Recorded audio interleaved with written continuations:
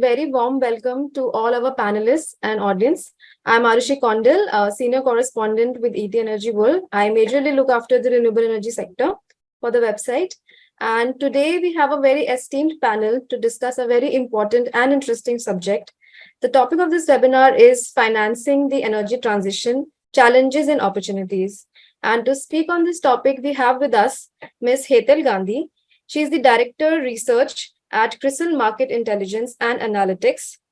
Next, we have Mr. Hitesh Paliwal. He is the Senior Vice President, Corporate Banking Group, SBI. And Mr. Harvinder Singh, Vice President, Capital Risk and Management at Amplus. Thank you all for being a part of the panel. Starting off this discussion, may I request each one of you to kindly share your view on today's topic. So starting off with Hetal. Yeah, hi Aarushi. Thank you so much for having this session organized, and thanks to ET for having engaging conversations around the area of energy transition.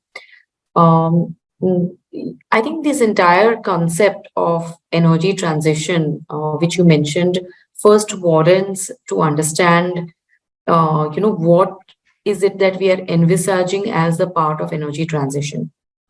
So to set the context and to begin the entire discussion, I believe it is important to understand, what are the areas which are getting covered within the purview of energy transition itself. So we all know about the COP26 targets which were being set in, and an enhanced version of that which was being released in COP27 also.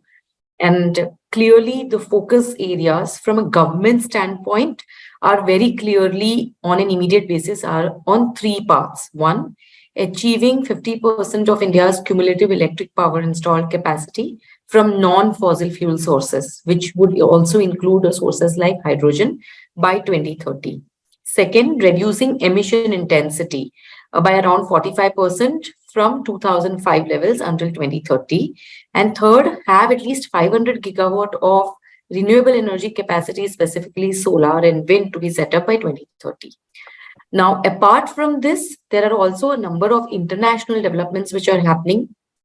For instance, we have all heard about the CBAM law that is being implemented in Europe, and a number of other nations like the US and the Australia who are considering bringing about such laws for hard to abate sectors, which in turn will result in accelerated focus by corporate India on defining their emission targets as well as defining their net zero goals. So, that is also another area which is pushing energy transition in India. Now, all of this is expected to define India's decarbonization journey, and CRISIL, as a part of its energy transition modeling, believes that there are going to be three stages of this journey. Each stage will span for 15 years until we reach the net zero goals in 2070. And the first phase, which might last up to 2035 to 2040, would be the phase where we would be exploring new technologies and we would be exploiting existing technologies. Now, that is where the entire funding is going to evolve. So, it's an area where every day there are new things happening, and there are new risks as well as new opportunities which are emerging each day. So with that, it's great to begin the conversation, and would like to hear more from the other panelists. Yes. May I request Mr. Harvinder to give his opening comments? Yeah. And thanks, Aarushi. Thanks, ETEnergyWorld for organizing this webinar and bring this panel together. And as you say, we are, as Hetal rightly pointed out, we are on a cusp of energy transition. We have a set ambitious target. India have a dual objective right now. One is to support the energy demand of its growing economy, as well as to have a sustainable development. So both those things, the government has set up the targets, and the government is also supporting this with a strong policy push. So in last annual budget, we have seen policies like hybrid solar wind policy, offshore wind policy, and a very strong green hydrogen mission, pay life for renewable energy equipment manufacturers, and multiple initiatives like setting up a green corridors for transmission, so transmission network. So this way the idea is clear, the thought process is clear. We are going towards a net zero economy, targeting to achieve 50% of our requirements through renewable energy sources by 2030. To build on this, so this is probably the critical thing is the targets are there, but a very important part of this to achieve this target is the financial support. So we have seen traditionally the financing for renewable energy sector. So there are two parts of it. But one is the source of financing, and another is the recipients of financing. So if you first talk about the sources of financing, so we have seen traditional NBFCs and banks being involved in financing of solar wind projects, but we have yet to see some innovative financing products. We are yet to hit capital markets. The penetration to the capital markets is very limited. We yet to have access to private capital. Yet also there was a period of time when we have seen a lot of green bonds, which unfortunately with the in the current global environment, the progress has reduced in that direction also. But what we need to think with what our financiers, our the lenders, or the government have to bring more development funding to this sector. Plus, there is a lot of ESG funding globally, which is available, which I feel we have failed to divert to our renewable energy sector. We have seen that globally, all these funds, all large pension funds, all large hedge funds, they have targets to deploy money towards ESG initiatives. And India, as economy, today we are the leader in energy transition. We are practically a global leader. But still, the funds which are available to our developers, our producer, is not that you can say cost effective. We are still on the higher side of the cost of funding is still on the higher side. This is one thing. Other thing that I want to talk about is what is the recipient of these funding. So large utility scale or large big scale solar wind projects are able to get funding, but still there is a gap in funding towards the, you can say, other renewable energy sectors, ancillary sectors, either you can say manufacture of energy products or the energy efficiency services, although maybe the scale is small, or the new technology which are developing, electricity mobility. So these are the sectors who still lack. For them, raising capital is still difficult, maybe because of the size, maybe because of the nature, or maybe because of lack of understanding. So we have to, if we want a clean economy, green economy, we need to ensure that the financing also reach the other side of the sector, not only large renewable wind or solar projects. So with this, I open the stage for the Hitesh to another participant to talk about it as we move in the webinar. Thank you. Yes, Mr. Paliwal, you can give your opening comments. Yeah, hi, good afternoon. Am I audible to all of you? Yes. Yeah, so thank you for having me here on your forum. So taking cue from what Harvinder said and our top echelon from the CRISIL side. So I would start with the advent of the Indian banking ecosystem that is slated to support this green initiative. The banking ecosystem, if you talk about, so everybody, as on today, as we speak, we are hale and hearty, we are fine fettled in terms of our ability to support this mission of green energy and this transition from fossil to the green, which is conserving the nature at the end of the day. If you see in last 5 years, the addition of the thermal power is not more than 1 or 1.5 gigawatt. But if you see the transition which has happened in the green energy, especially solar and the wind. So solar, you will see the addition of more than 34-35 gigawatt, and then followed by the wind energy. In fact, we have started lending to this particular industry at a large scale. I would say the exordium has happened starting 2015-16. And as on today, we don't see any incipient stress in none of our relationship, whether it is IPP, utility scale, or the C&I, or the rooftop, and in wind also. But I believe that as the commentaries become so positive, and we have that 500 gigawatt addition, which is slated to happen by 2020. Hope so that we'll be adding 50 gigawatt on every perennial year-on-year basis. And if you see the quantum of capital which is chipping in the economy, it would be, even if we consider 4 crore or 5 crore per megawatt on the lending side, it will be almost 2 lakh crore, which is actually needed on an annualized basis. State Bank per se, I would say that in the entire country, we hold a market share of more than 20% in our advances. In corporate banking, we hold more than 28% in the Indian canvas of the large corporates. And in power, we hold more than 30%.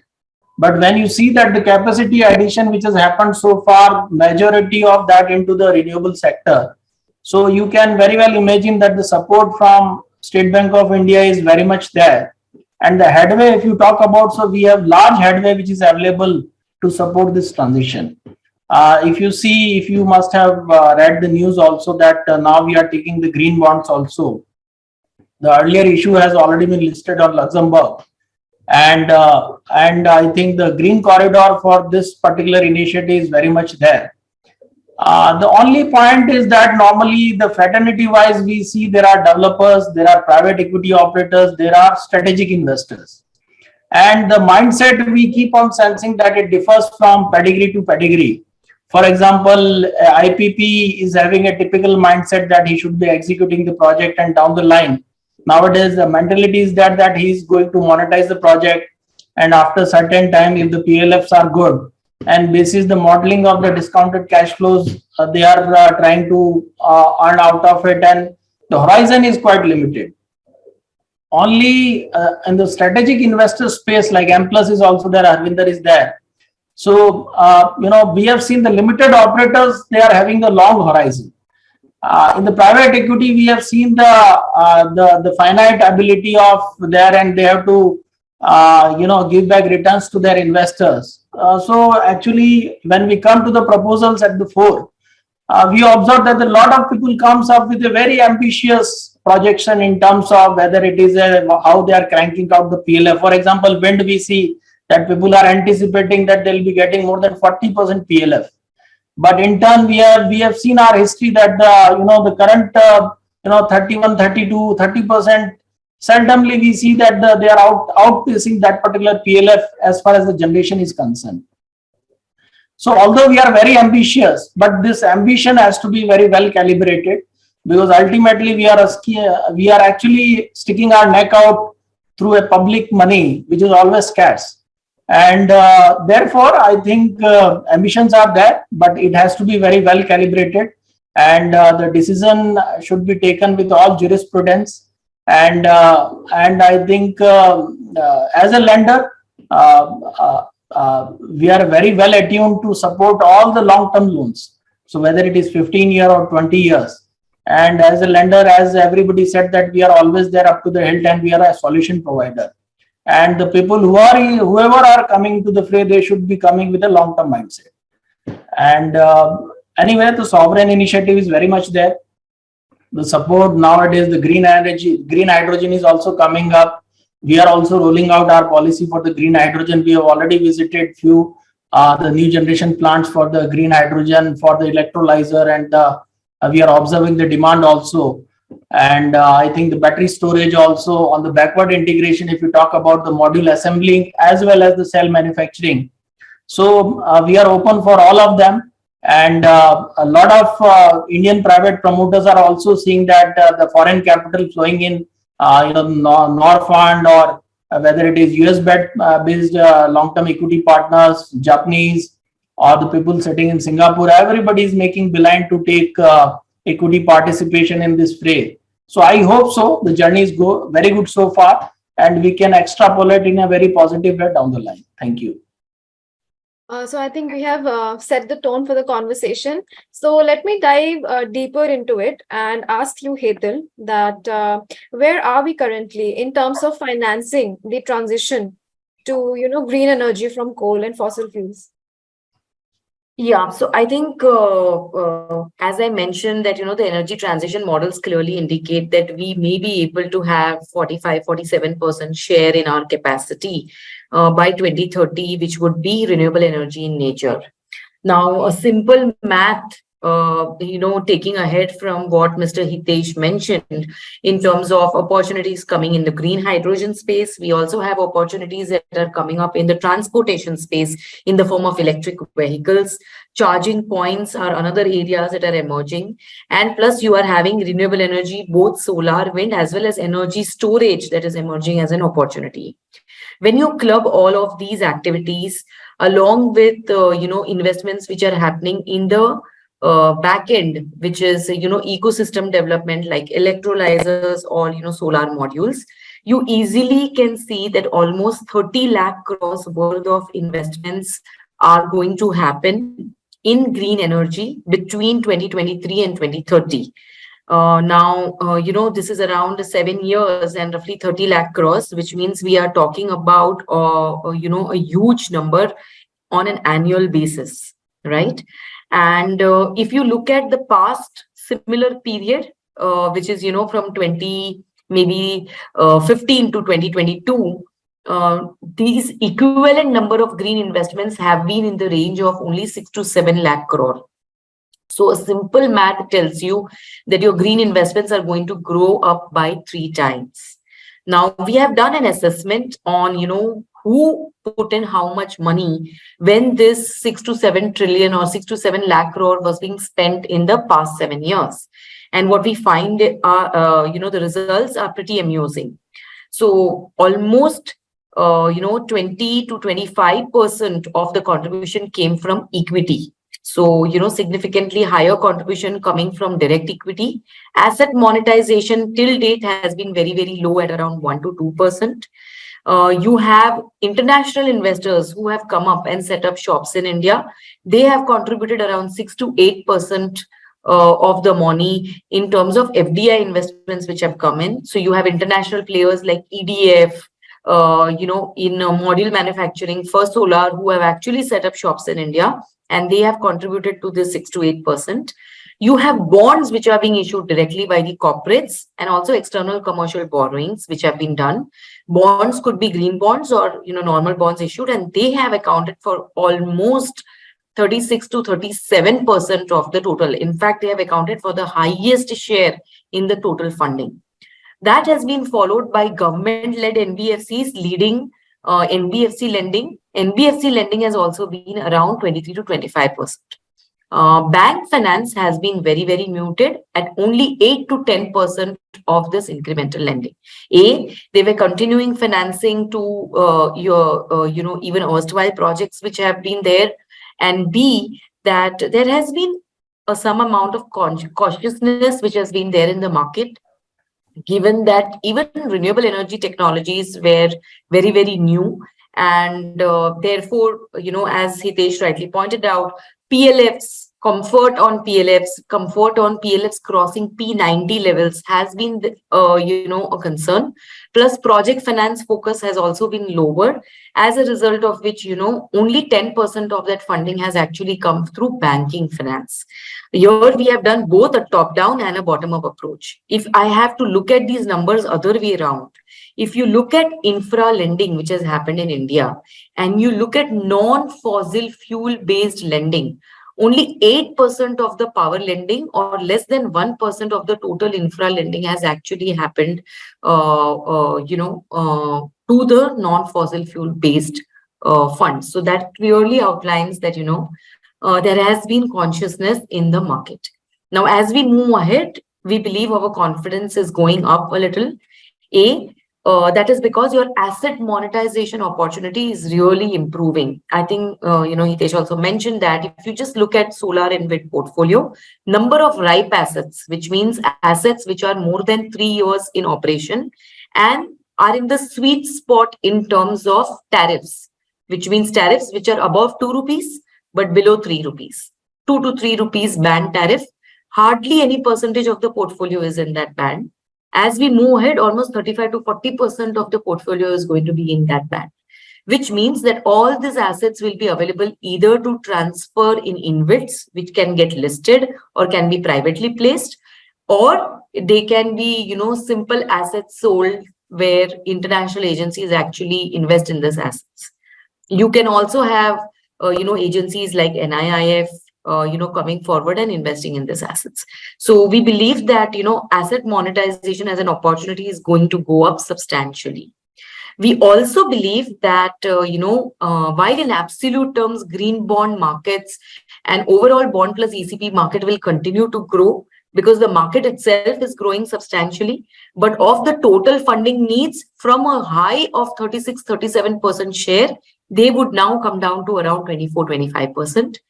NBFCs would more or less maintain that share in the range of 25%, and banks' share is expected to go up from that 8-10% rank to almost 22%. I think, intent is very clear from also what Mr. Paliwal mentioned, that, banks are setting up policies in place for green hydrogen energy storage. There are a lot of interactions which are happening even in terms of funding PLI investments, which should provide some kind of an encouragement. I think, to take the conversation ahead, while everything looks green and everything looks possible, okay, the cost of funding and the confidence levels, or, the midterm that needs to be approached for transactions to close from a funding standpoint will be one of the most crucial monitorables. There are a few other monitorables which maybe I'll discuss in the next round. But right now, if you just look at ESG statements which are getting published by the top public and private sector banks and the targets that they are having in terms of funding renewable energy, that itself will give you confidence that banks' share can go up substantially in the green energy financing space. Yeah. Hetal, you have pointed out some really good, facts and figures out there. So taking it ahead from there, Hitesh, I will like to, ask you what are the challenges that are involved, the kind of challenges that investors face when it comes to, financing the transition.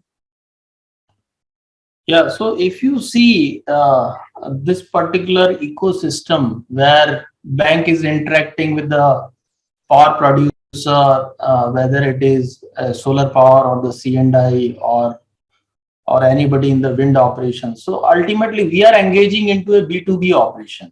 See, he's also a businessman and I am also a businessman being a commercial entity. See, at the end of the day, in the merit order, the discipline has to be there at the utility level. So in India, if you say more than 60 utilities which are there, and although they are rated on a scale of the power ministry, I think CRISIL or a rating agency used to give the inputs on their financial discipline and their AT&C losses, their ACS, ARR gaps and all. And the government is also coming up with a lot of initiatives like Uday schemes and all. But at the end of the day, these are the entities which are actually minting and raking in the revenue by collecting the revenues through the service output. And there has to be a discipline at their level at those focal points wherever they are selling the electricity. I believe that although there has been a lot of improvement, but if you talk about we as a lender, we look at the financial discipline which is inculcated at the level of utility also. That whatever bill is generated by the power producer and the power which is sold to the utility, they should be paying on time. We have observed a few of the utilities which are not even paying for more than a year. And a few of them are more than paying for more than 6 months. And we have seen the investors also, they are bidding for those projects. We have seen a lot of private equity people, they are bidding for those utilities, but the off-takers are such counterparties. But we are not guided by those commentaries that, some marquee investor is coming and we can dilute our footprint in terms of our banking prudence, that we should be taking call on those utilities. So the first and foremost part is that the collection at the ground from the consumer, whether it is a retail consumer or the industrial consumer, that has to be there. And from there, the money will flow upward to the developer and from developer to the bank. So basically, this is the challenge. Although with the passage of time, we observe that this discipline is improving, and the government at the center is also taking a lot of initiative through their scheme. And the Power Ministry has also written to all commercial banks that while lending to the discoms, also we also have to see their financial their discipline. We are not just swayed by the ring fencing of the cash flows. That, for example, I am lending 1,000 crore to a utility, and I am having a cash flow throughput of 2,000 crore. But when I observe the balance sheet of that particular discom, they are reeling under lots of thousands of crores of losses, and still as a bank we are going to support them. So this is no more there. So I believe that such improvement will take place down the line, and this is the challenge not only for the investor. This is the challenge which is there for the banks and for everybody. If those things get mended, so I believe that there is a headway which we talk about, that this much of addition carbon free by 2070. So that will add a lot of value to the ecosystem. Number two, nowadays there is a rising crescendo that the module under the ALMM, that we have to go for the domestic modules and all. We know that there is a Make in India initiative, and we have to support as a lender, and we are very much there. But anyway, these are very long-term funding, where the economic life of the asset is more than 25 years. And we have to see that in the inclement or the serene climate of Rajasthan, if I am having a project there at the western part of the Rajasthan, where a typhoon may come, or the searing heat, or many other challenges of the natural calamities. So the sustenance of the power generation, the modules, they should test the rigor of those scrutiny, that basically for 25 years, we can see that the project at ground should perform. So this is one more challenge. So far, we are satisfied whatever is the kind of installation which is there on the ground through imported modules from China, or the domestic, or any other country in the Canada or US. So far these things are faring well, especially in the solar. Whatever we have observed on the PLF side, for example, we have seen that 20% generation will take place. They are outpacing it more than 23, 24, 25% generations which are there on the table. So we are very much elated, and the performance is good. But anyway, they should sustain down the line. And I believe number three is the kind of capital and monetization that Hetal has talked about. So when you see the monetization ecosystem, that for example, I landed a project 5 years back, 1,000 crore. And by virtue of monetization, if I see a project is again coming back to some lender, and the outstanding is more than 1,500 crores. So you just imagine the skin in the game. Ultimately, we are custodian of the public money, and we are lending to a project where there is no skin in the game. So I believe through monetization, lot of the equity players or the investors, they are actually getting back their equity part, and down the line there is no skin in the game. So I believe as a banking institution, at the part of our end, that when we are working as a buffer for the public money, that we are conscious enough to lend the power project. So we should not be into a creative financing. If somebody has to go for a creative financing, so they can go into the capital market, raise the bonds, and let the investor take the fate of the issue, that they are themselves subscribing the issue. But when it comes to the bank, so we should be supporting the greenfield initiative which is there at the ground. So it is the constructive finance, that basically this is the project, this is the cost, and this much of the skin in the game through equity, and for example 75 or the 70% that I am going to lend. So this is how we believe that the ecosystem should fare well, and this would be better for all. Thank you. Coming to Harvinder, as we are discussing about the challenges. So let me point towards the risks also associated with it. not only from the investor side, but also, overall, if I could ask you the key risks which are there when it comes to, financing of green projects. Yeah. Aarushi, I think Hitesh has touched upon few points, so I maybe there's some repetition in the risk, but I just give my perspective from an investor or a lender perspective or as an industry as a whole. So we have seen so today we have around 168 gigawatt of renewable energy, and the target, as Hetal pointed out, is the 500 gigawatt by 2030. So one of the key risks I found is on the land acquisition part. So you all this capacity requires lot of land, and land that too is very for a wind or solar project. Not only land is required, but the suitability of land is very critical. So we have seen challenges in acquisition of large land parcels because even the panel size is increasing, but still you need at least 3 acres per megawatt of land. So for this capacity, you are asking for a huge land. Government has come up with some solar park policies. They have started building solar parks that has sorted some problems that has sort of giving plug and play models, but still the development is not that great. Still, people have to go for acquiring private lands. Plus, as you know, historically in India, land records are not very clear.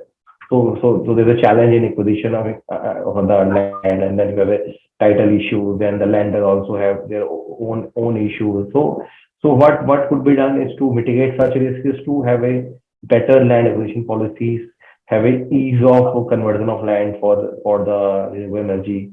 So some states have come up, like in UP, you don't need a conversion if you're setting up a solar project on agricultural land. So such type of initiatives are welcome, and there should be more such initiatives. So a very good a nationwide support renewable energy supportive land acquisition policy is very much required. So this is one risk which I foresee as we scale up will come up and will become a significant issue and can delay further execution. Then second, probably second in this is a risk which is, I think, the certainty of regulatory framework. So every now and then we come up with some news where there is some PPA renegotiation, or we come up with new policy. Sometimes we are all supportive of LMM, but sometimes the timing is not correct. When you have already projects in execution, you are planning to execute the projects, and then suddenly you have all this restriction. So although these things are time bound in nature, and there's some support, some sort of cure periods are provided. But yeah, what a developer, what a lender want is to risk-free this sector. We need a certainty in regulatory policy, specifically in case of like C&I segment where we're operating. So there were some net meterings earlier, then the net metering the scale has come down. So some states have a different policy. Some states doesn't allow net metering. Similar things happen for banking. Earlier there was a 1 year banking, then it reduced to 1 month. So all these types of uncertainty expose not only investor but lenders to a risk per se. Because ultimately, the beauty of the solar project as compared to a airport or a port project is that in an airport or port, you are not sure what are the revenues. You depend on the market. You don't have a contract. But here we have a fixed price power purchase agreement contract. But then the regulation. So if you change the goalpost, change the thing in between, then you like GST rate or something that was a challenge. So that is a significant risk which developers are exposed to, lenders are exposed to. People try to mitigate in some way or other. People try to find out a way out, and so this is second probable. That is going to be my next question to you. How can we mitigate these risks? Yeah. So yeah, I will talk about it then. And then other third point I want to highlight, Aarushi, in the type of risk is the DISCOM, is the off-taker risk. So for a C&I player, probably off-taker risk is limited as we are dealing with a high creditworthy customers. We get our payment on time.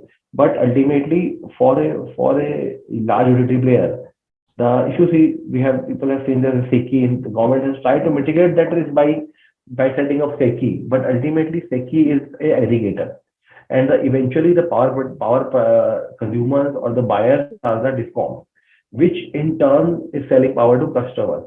So the health of DISCOM is a very critical factor while understanding the sector. So you see, so DISCOM, if you say they're not able to pass on the power purchase cost, there are multiple reasons. There could be they have high AT&T losses.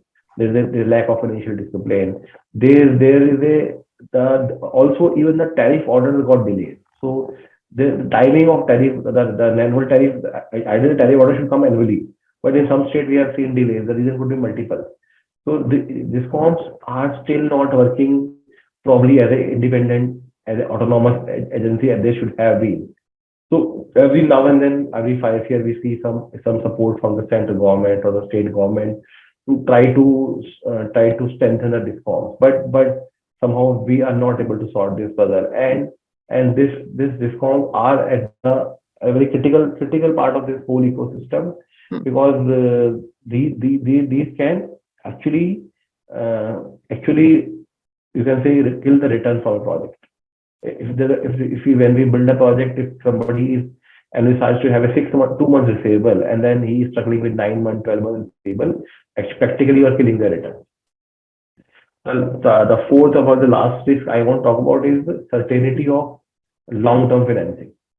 So we are in a way try to finance our long-term, long gestation projects with a capital, with a bank loan, which is a short-term instrument. So even SBI or HDFC or a larger bank, they have a deposits of say 5 years, 6 years, 7 years, and we want to finance our long-term 20-year loans through these sorts of sources of fund. Even NBFCs have raised capital for 3 to 5 years or 10 years.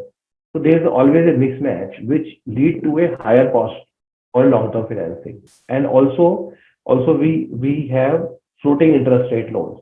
As Hetal pointed out, the participation of banks in the whole financing is less than 10%, which is in a way, if you see, is a negative point for a sector, because if the commercial banks are not financing and you have to go to NBFC, out of which NBFC, most of them are development government backed NBFC. So why developer has to go there? Because at least they give you a fixed rate loans. The loans which have a certainty of 2, 3, 4 year fixed loans, because this sector, the top line is already fixed, the tariffs are fixed. There's no unlike thermal PPAs where we have a component, variable and fixed component of tariff. Here the entire tariff is fixed for 25 years maybe. Then if the interest cost increase by say a percentage or to 100 basis point to 200 basis point, then the project again stuck, which ruins its credit worthiness or impacts the returns. So what we are we are looking for is a long-term financing, which is a source of long-term stable source of financing at a very effective cost. So I think these 3-4 are the key challenges which I foresee, key risks which the sector is exposed to all the time. And that's why, because of these risks, probably the interest of the banks are not that high, although banks like SBI, HDFC, few commercial banks are there, but we're yet to see the interest from other public sector banks in this sector. And Aarushi, as other sectors like road, airport and ports, other infrastructure sector, they able to take more capital from these commercial banks as compared to renewable sector. Right. I think the presence of these risks is one of the key reasons. Yeah, right. So coming back to you, Hitesh, how can investors identify and evaluate the investment opportunities, and what are the different kind of financing models that are available to them to facilitate this shift?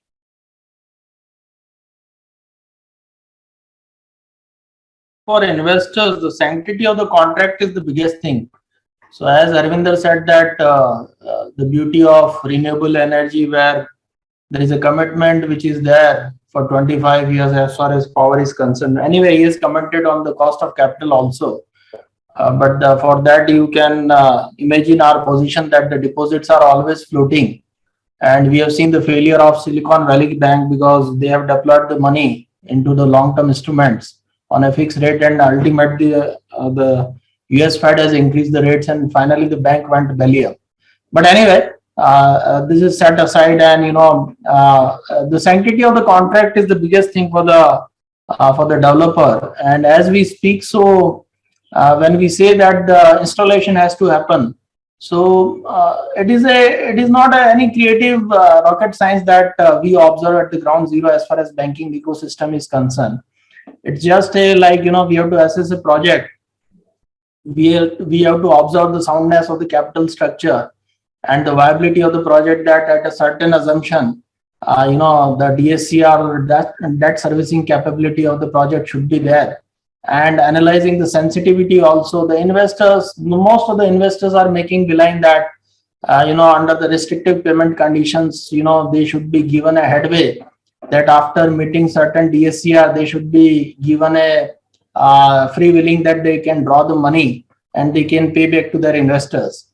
So anyway, earlier we were also restraining, but now as a lender, we also understood that in case we have to support this initiative in the country, so we have to be forthcoming. And nowadays we are also diluting at our end that basically these conditions we are foregoing with.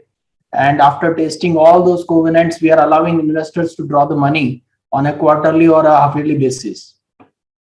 The most important part here is that the horizon of the investor is very critical. When we see that if the investor is coming up with a short-term mindset, so he comes up with a very, very, very aggressive assumptions. And we observe that depth is very much there with the strategic investors, and they can understand the pain of the banking ecosystem also, because ultimately out of 100 rupee, maybe 70, 75 or 80 rupee is actually there from the lender side. So when we say that the bankers are active, or they are indolent, or they are neutral for certain projects, because the ecosystem has matured very well. Nowadays, as Hetal was also commenting, that the NBFCs are also very active. The strategic, these funds are also very active. The multilateral agencies are also very active. So we are not there in that particular phase that we should be compromising with our ethics and our probity of the assessment of those projects. But anyway, in case the investor is understanding our pain as a lender, and he can imagine our problem that being a large institution, we are also governed by the policy. And in case something goes haywire, or which is not up to the mark, so we are actually accountable for all our decisions. So basically, the idea is that we are for the all investor fraternity, whether they are developers or they are investors, or they are investors for the monetization, securitization. We are very much there, but we are always there to support the arm's length transaction. For example, an investor is saying that I have lended him 100 crore, and just to pay back his equity or the unsecured loan or some structured instrument, I should be giving him a top up. So we are not into that particular race. But for example, Amplus is acquiring certain project from XYZ, and he's bidding that 100 rupee project is now 200 rupee. And if Amplus is saying that 50 rupees there from the Amplus side, so we are very much there to lend them 150 rupee. So this is how we believe that the ecosystem should take pace of the lending, and the maturity should be there. And we believe that we are the credo of this particular space. And unlike all other sectors, we believe that the headway specifically for the renewable energy is very much there in our bank. And whether it is solar, wind, or nowadays this electric vehicle also, we have lended to B2G as well as B2C, and we have lended to the electric vehicle manufacturers also under the FAME 2, and where the government is counterparty, or even the counterparty risk is also there with the customers, not with the government. So we have lended all of them. And now the CGD also we have lended, we have covered all the operators here in the country. So I believe that we are very well attuned, but whoever is coming up with certain requests, they should be very well cognizant of the fact that any institution is governed by policy, and in the all rectitude, they should understand that everybody is reasonable, and finally, if things are forging well, then we should take it forward. But having said that, the NBFCs are also very aggressive, and therefore we are seeing that for all the developers, the benignness, the forbearance in terms of banking or their assumptions. So the fraternity is very forthcoming. So it is good. We are not painful of this fact that, for example, a certain deal after working for so many months, in case somebody says that an investor is getting a loan of at 15 or 20% equity, so that is fine. So we are agnostic to it, and we will be a slow trudge, and we'll keep on supporting the investor fraternity. Okay, Hetal, coming back to you, can you tell us what more needs to be done when we need to fast track the financing? Can you highlight a few major points there? Yeah, I think, I do believe that always, answers to our problems lie in the questions that we ask. And both Hitesh and Harvinder have asked, the right questions. I think Harvinder pointed out very important aspects linked to land, availability of land and kind of land that is available.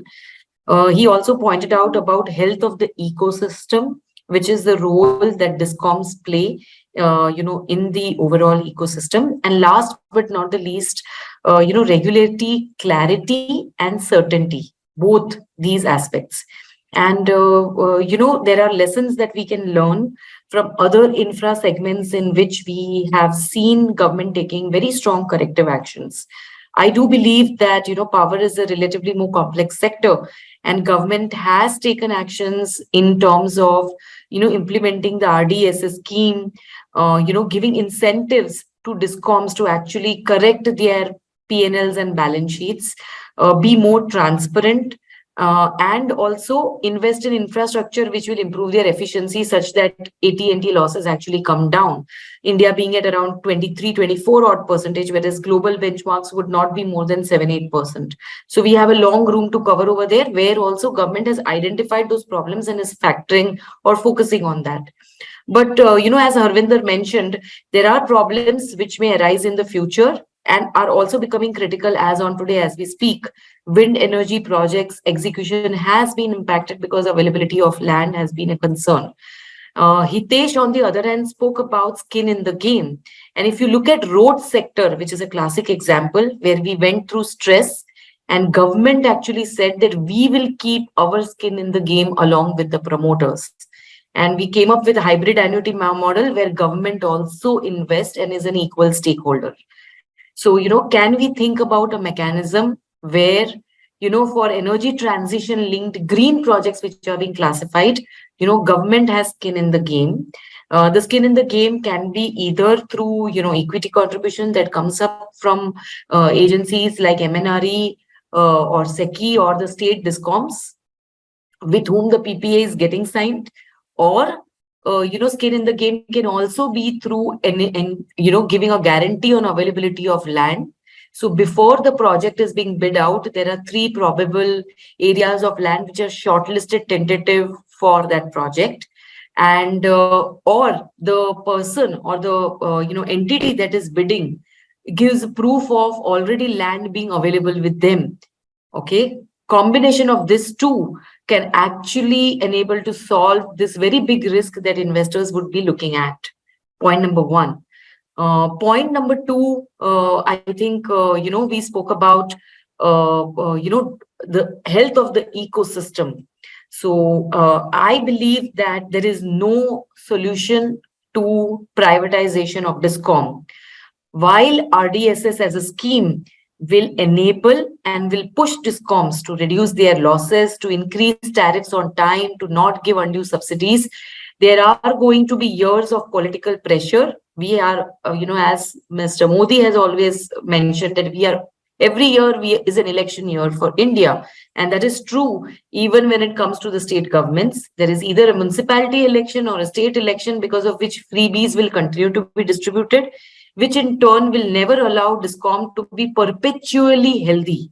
And therefore, once you have done RDSS and you see a structural correction in DISCOM health, a second step needs to be taken where regulatory assets and regulatory liabilities, which are on the balance sheets of the DISCOMs, have to be written off for once, post which immediately privatization of DISCOMs needs to be done. If that is not being done, then we may land up after 10 years in the same circular loop all over again.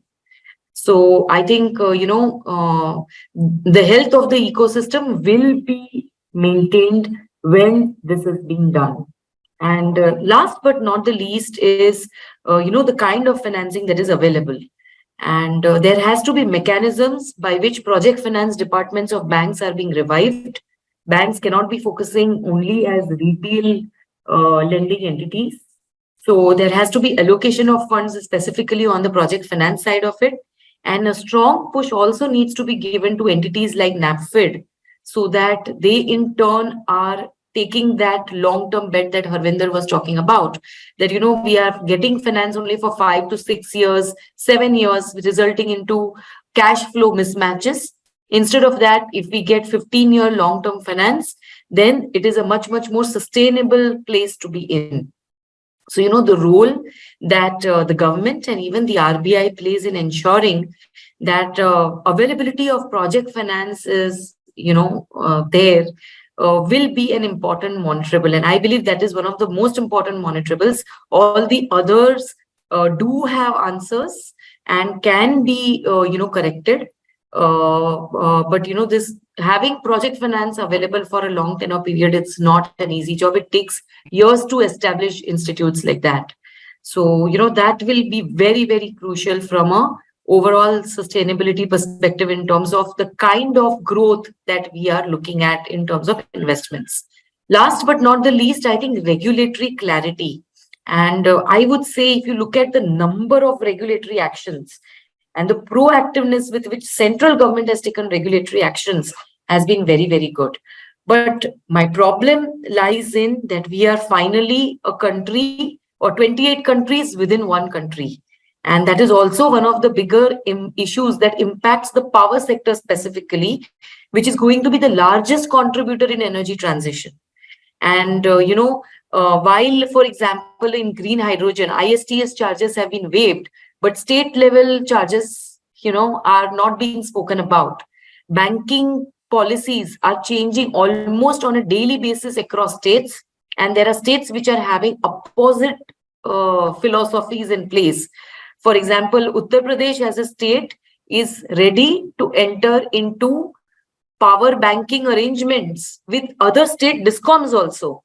Whereas there are other states who are saying that they will do banking only on a monthly basis. Otherwise, it is not beneficial to them. So, how these nuances are being handled and how all the states are being brought on the same page in terms of reform execution is going to be very, very crucial. Please remember that infra projects like roads, airports are centrally driven projects. A large percentage of state-driven projects are EPC-based projects, do not require project finance. Whereas power is a sector where state has a higher role to play, and most of the projects are dependent on nuances which are getting built up by the state. So, how we bring all the stakeholders on the same page is going to be very, very crucial to enable this transition. So states having the same regulatory approach and mindset as the center, and project finance being available for a long tenure period, where while banks have their hands tied because of the kind of deposits, what kind of institutes we build up to enable that kind of financing, combination of this will decide success story of energy transition in India. I think that sums it up. Yeah. Hetal, you have pointed out some really important points there. So I think we are headed to the end of our conversation. So I would just request each one of you to share a closing comment on where we are headed in this journey as a country and what lies ahead for India. So starting off with Harvinder. Yeah, thanks everyone for the wonderful thoughts. We have quite insightful discussion. And just to sum up, just to give final points, I would say. So we are with a fast energy transition phase right now, and we are seeing growth in all sectors. Wind, solar is one, but yeah, ancillary sectors also. So we to take care of financing in such fast energy transition, we need innovative solutions also.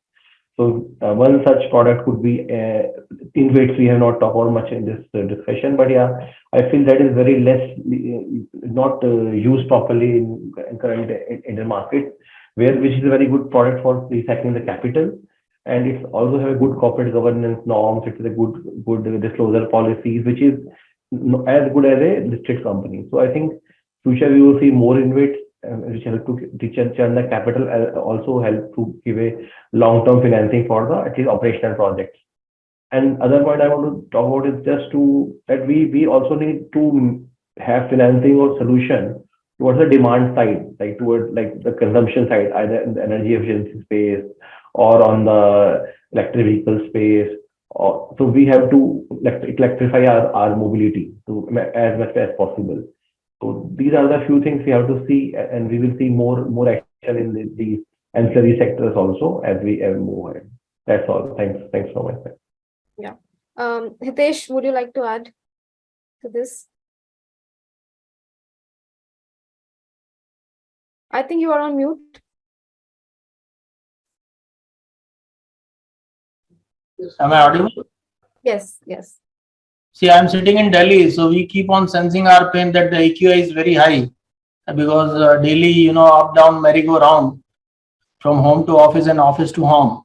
So there is a stifling atmosphere, and we see that the Gen Z in India that we are talking about, that we are having the youngest population in the globe on the earth, and we have to save our generations, we have to save our nation.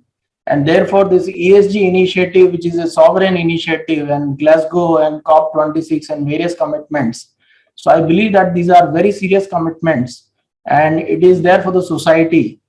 And whether we are contributing as a conscious Indian or a well-attuned employee of an employer, and if we can contribute in this journey as a lender or as a power producer or as a utility provider, so I believe it would be great for all of us. And solar, wind, green hydrogen, electric vehicle, ethanol, or any other initiative, I believe that we have to support that. And seriously, we all are very much there for that. And I believe that this journey will go well, and we'll meet our ambitions, and this will be good for our health and wealth also.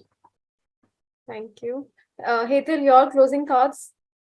Yeah, I think, Hitesh has very rightly pointed out in terms of health scares that we are facing daily. We all need to remember that India is amongst the largest polluters globally, and it is also amongst the largest, power producing markets.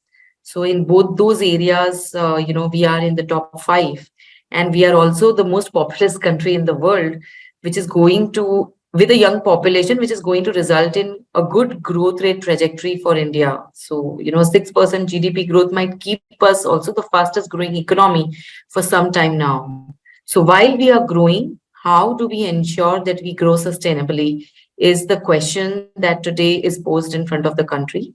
And, to answer that question, we have laid down a path in front of us, which has hurdles in between. I think the right amount of interaction and feedback mechanism between the stakeholders, which is the producers, the financiers, and the government, is going to determine how well we are able to attain this journey. So that is something that will be most crucial to watch out for, as we set our task. I do believe that, once a goal is being set, we are pretty good at achieving it.